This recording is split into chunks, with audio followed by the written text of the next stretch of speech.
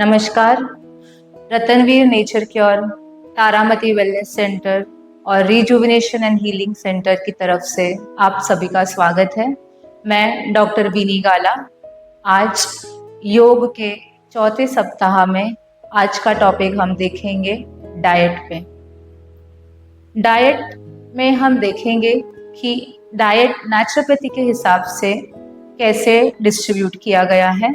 Naturopathy के हिसाब से डाइट जो है वो 3 प्रकार के हैं: एलिमिनेटिव डाइट, सूदनिंग डाइट और कंस्ट्रक्टिव डाइट। एलिमिनेटिव डाइट जो है वो हमारे शरीर से, हमारे डाइजेस्टिव सिस्टम से सब खराब चीज़ें बाहर निकालता है। तो हम एलिमिनेटिव डाइट में क्या क्या ले सकते हैं?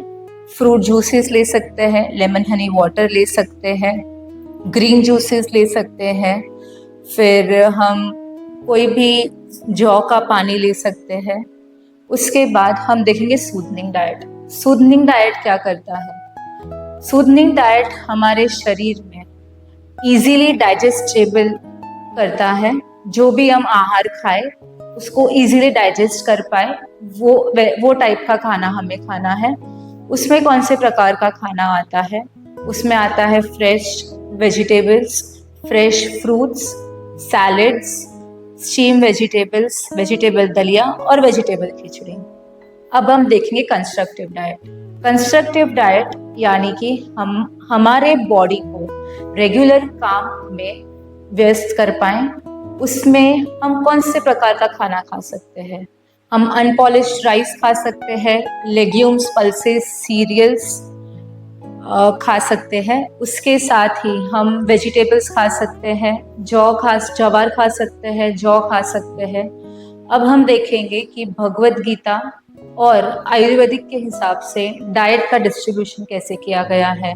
भगवत गीता और आयुर्वेदा के हिसाब से डाइट में सात्विक डाइट, राजसिक डाइट और तामसिक डाइट आता है। सात्विक डाइट यानी कि क्या?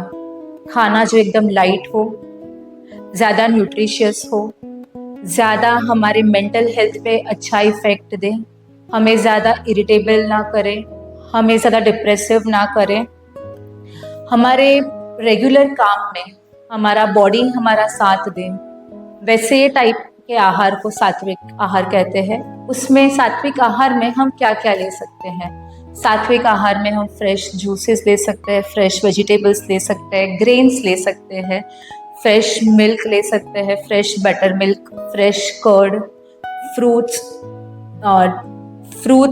और ड्राई फ्रूट्स ले सकते हैं, नट्स ले सकते हैं, ऑयल्स ले सकते हैं। ऑयल में कौन से टाइप का ऑयल आते ले सकते हैं हम? वो है ऑलिव ऑयल, सीसेम ऑयल और कोकोनट ऑयल। इसके बाद आता है राजसिक डाइट। राजसिक में हम जब भी राजसिक डाइट कंज्यूम करते हैं तो उसमें रहता है ज़्यादा तीखा फूड, ज़्यादा स्पाइसी, ज़्यादा नमकीन। ये डाइट लेने से हम मेंटली कम यानी कि मेंटली ज़्यादा इफेक्ट होते हैं। हम ज़्यादा हाइपर एक्टिव हो जाते हैं। कुछ भी काम हम करते हैं वो फटाफट हमें तुरंत 5-10 मिनट में कंप्लीट करना है, वैसे हमें लगता है। तो राजसिक डाइट में क्या आता है? राजसिक डाइट में oily food, refined food, sugar food, more salty food, more spicy food, packed food, ये सब आता है राजसिक डाइट में। फिर हम देखते हैं तामसिक। तामसिक डाइट यानी क्या? तामसिक डाइट लेने से हमारे शरीर में depression, irritability, short tempered, unbalanced mental health, unbalanced hormonal health, ये सब की समस्या हो सकती है। तो जब हम तामसिक डाइट लेते हैं उसमें क्या क्या आता है? स्टेल फूड यानी कि बासी खाना।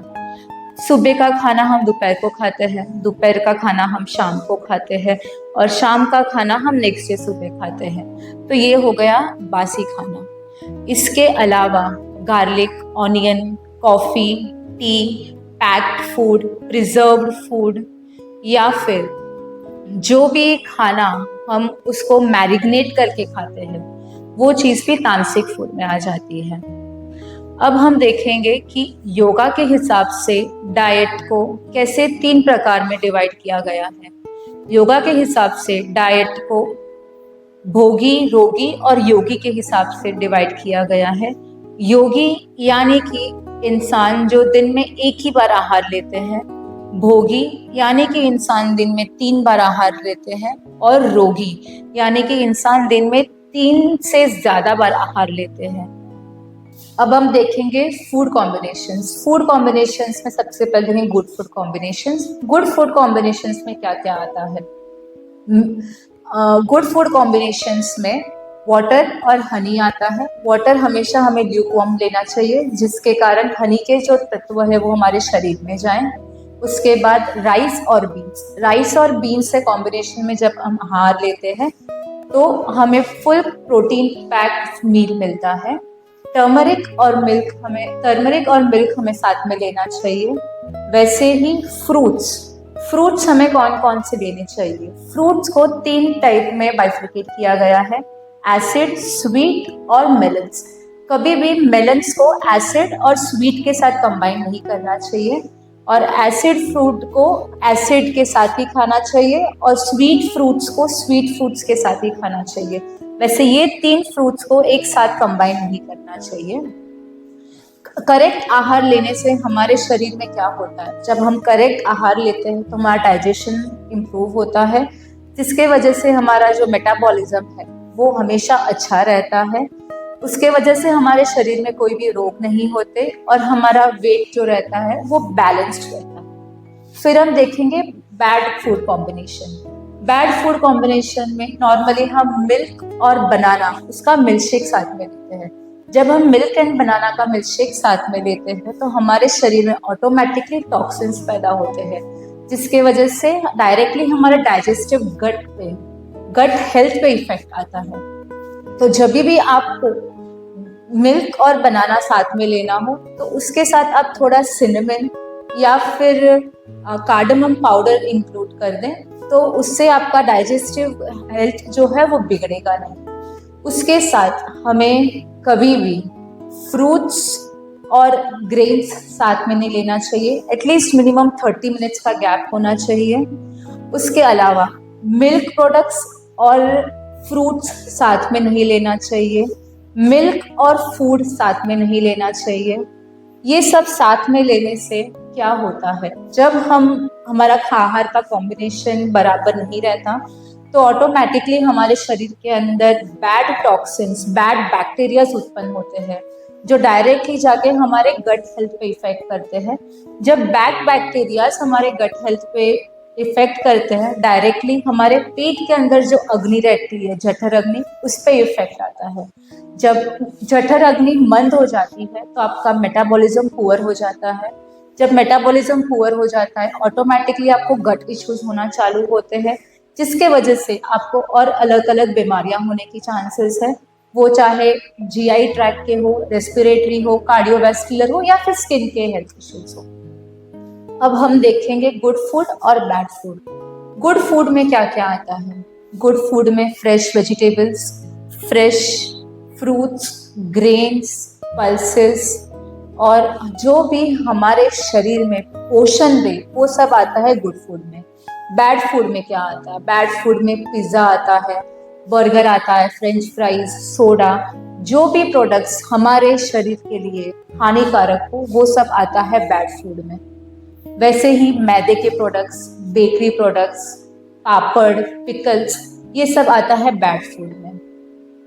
आज हमने जो ये सेशन देखा डाइट में, वो डाइट के सेशन में हमें क्या क्या ज़्यादा महत्वपूर्ण की चीज़ें हैं, अब हम वो देखेंगे। सबसे पहले है बैलेंस डाइट। और इंसान को हमेशा एक बैलेंस डाइट लेना चाहिए। बैलेंस डाइट में क्या आता है? Carbohydrates, fats, proteins, vitamins, minerals और वाटर। ये 6 चीज़ें जो है वो हमेशा शरीर में सही प्रमाण में जाना चाहिए। वाटर जो है वो हमारे शरीर में 80% ऑक्यूपाइड रहता है। तो जब 80% हमारा शरीर पानी से भरा है तो हमें हमेशा पानी बराबर लेना चाहिए। मिनिमम 3 लीटर पानी लेना चाहिए। हमेशा बैठ के पानी पीना चाहिए।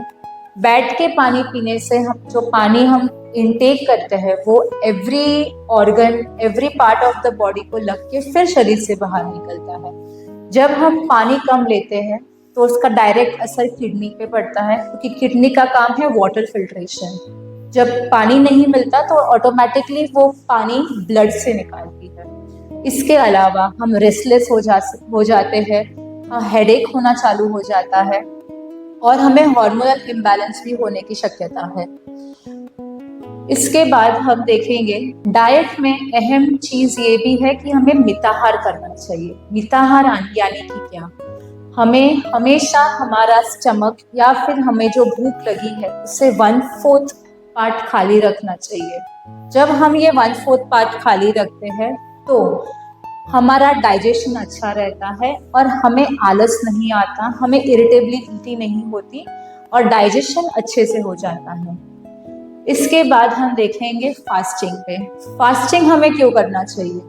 फास्टिंग हमें करना चाहिए क्योंकि हमारे जो बॉडी के अंदर ऑर्गन्स हैं उसे भी आराम मिलना चाहिए एक दिन के लिए। जब वो ऑर्गन्स को आराम मिलता है तो ऑटोमेटिकली हमारा जो शरीर है वो वापस पहले की तरह अपना काम करने लगता है। इसीलिए वीकली वंस आप फास्टिंग कर सकते हो। जब हम बैलेंस डाइट लेते हैं तो ऑटोमेटिकली हमारा शरीर डिजीज फ्री होता है और हम सब डिजीज से दूर हो सकते हैं। Thank you. हम आशा करती हूँ कि आपको ये सेशन से बहुत कुछ जानने मिला। ऐसे ही और जानकारी के लिए हमारे ये चैनल को सब्सक्राइब करें और आपके फ्रेंड्स और रिलेटिव्स को ये फॉरवर्ड करें, जिससे उन्हें भी ये इन्फॉर्मेशन मिल सकती है। इसीलिए लाइक, फॉरवर्ड और सब्सक्राइब करें। Thank you.